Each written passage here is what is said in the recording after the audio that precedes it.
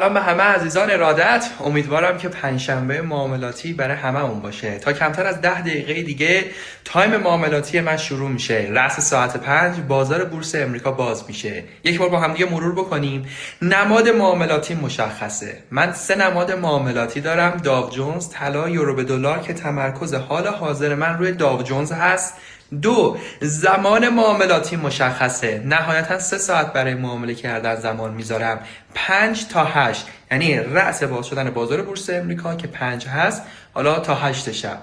و دیدگاه معاملاتی مشخصه، یعنی اگر فقط و فقط طبق چارچوب و استراتژی که دارم بازار بهش ریاکت بده، فرصت ایجاد بکنه، اقدام به معامله میکنم. نمیدونم سود یا ضرر، هرچی بگه میگم چشم.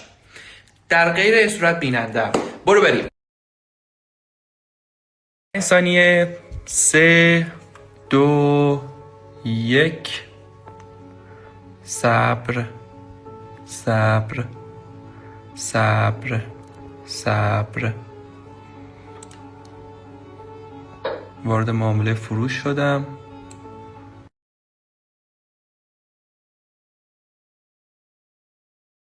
وضعیت معامله بازی که دارید مشاهده میکنید. صبر.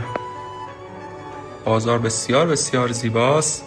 تیپی 2 معاملاتی تاچ شده. بریم برای تیپی 2 فری کردن.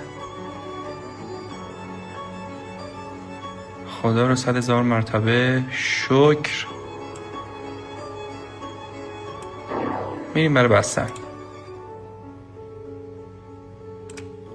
و تمام. مرسی. انرژی میگیرم وقتی همینطوری داره نتیجه رگباری برای من ارسال میشه. بابا به به، هیچ نتیجه‌ای در این دنیا اتفاقی نیست، الکی نیست. همه این نتایجی که شما دارید مشاهده میکنید حاصل مسیر درسته که من داخل مجموعه آموزشی پیشرفته بیش از 45 ساعت دارم به دانشجوها آموزش تخصصی 0 تا 100 میدم.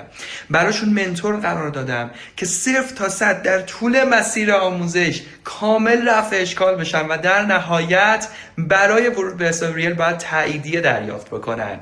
کل تایم معاملاتی امروز کمتر از 20 دقیقه. نماد معاملاتی مشخص، زمان معاملاتی مشخص، دیدگاه معاملاتی مشخص. تماما از استراتژی معاملاتیه که فوت کوزه‌گریمه، که فوت کوزه‌گریم رو 8 ساعت از 45 ساعت آموزش بهش اختصاص دادم.